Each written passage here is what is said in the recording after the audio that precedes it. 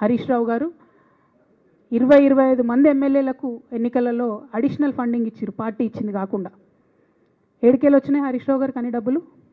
100% కాళేశ్వరంలో జరిగిన అవినీతి నుంచి వచ్చిన డబ్బులే. ఆయన ఆలోచన ఏం చేసిందంటే ఏమన్నా కొద్దిగా అటు ఇటు అవుతుందేమో రిజల్ట్, నా దగ్గర ఎమ్మెల్యేస్ ఉండాలని ఆలోచన చేశాను. నీకు అసలు అట్లాంటి ఆలోచన ఎందుకు వచ్చింది? నేను కట్టప్పలాంటోని కేసీఆర్ గారి దగ్గర ఉండేటోని అంటావు కదా, నీకేం అవసరం వచ్చింది ఎమ్మెల్యేస్కి సపరేట్గా ఫండింగ్ ఇవ్వడానికి?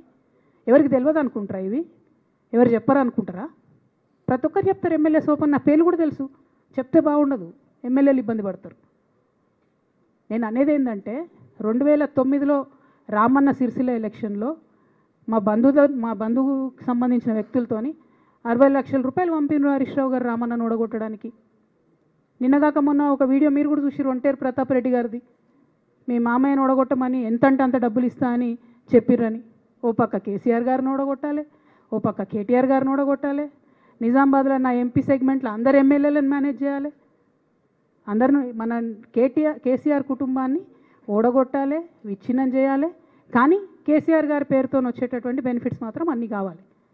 మరి ఇటువంటి వారిని నా రిక్వెస్ట్ కేసీఆర్ గారితో కేటీఆర్ గారితో, వారిని మీ పక్కన పెట్టుకొని నిజం మాట్లాడే నన్ను బయటకు పంపితే మరి పార్టీ బాగుంటుందా?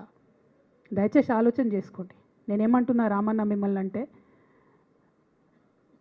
నా మీద మీకు కోపం ఉండొచ్చు, నా మీద ఏముందో ఎవరేం చెప్పారో నాకు తెలియదు.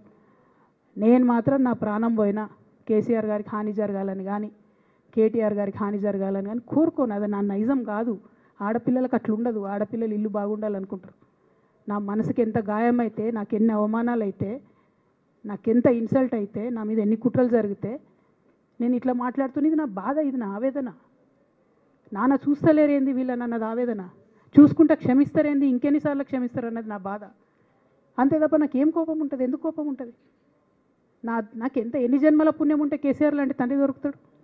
కోట్లలో ఒకరికి ఉండేటటువంటి తండ్రి నాకు దొరికిండు. ఆయన లేకపోతే నేనెవరు ప్రపంచానికి తెలుస్తుందా? నాకెందుకు అవసరం ఉంటుంది? నాకేం కోపం ఉంటుంది కేసీఆర్ గారి మీద? నాకు బీఆర్ఎస్ పార్టీ మీద ఎందుకు కోపం ఉంటుంది? నాకు 27 సంవత్సరాలు ఉన్నప్పుడు నేను నా కొడుకుని చిన్న పిల్లగాన్ని పసిగుడ్డుని ఎత్తుకొని ఇక్కడికి వస్తే ఆ రోజు నుంచి ఈ రోజు వరకు నేను రోడ్డు మీదనే ఉన్నా, ఉద్యమాలే చేస్తున్నా, పోరాటాలే చేస్తున్నా, తెలంగాణ ప్రజల కోసం పనిచేస్తున్నా. 2014 నుంచి అధికారంలో ఉన్నప్పుడు కూడా నా ఇంటి దర్వాజాలు ఎప్పుడు తెలిసే ఉన్నాయి. ఇక్కడున్న మీడియా మిత్రులందరికీ తెలుసు. అధికారంలో ఉన్నా లేకున్నా నేను గిట్లనే ఉన్నా. అధికారంలో ఉన్నప్పుడు నన్ను ఏమి సాగనీయకుండా నన్ను ప్రతిపక్ష ఎమ్మెల్యేని చూసినట్టు, ప్రతిపక్ష ఎంపీని చూసినట్టు చూసినా నేను ఇట్లనే ఉన్నా, ఓపెన్ మైండ్తోనే ఉన్నా.